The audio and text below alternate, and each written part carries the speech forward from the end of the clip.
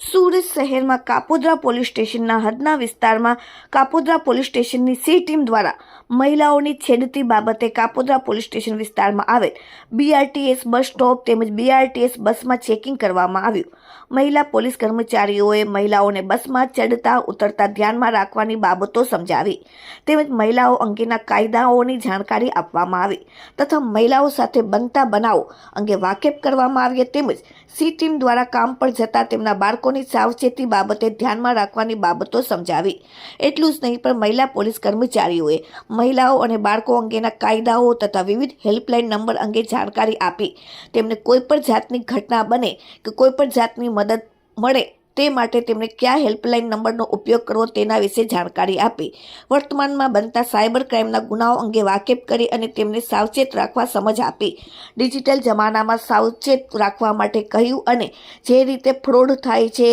તેમજ જે રીતે સાયબર ક્રાઇમના ગુના થાય છે તે માટે મહિલાઓને સમજ પર આપવામાં આવી। Bureau report, daily India TV, Surat.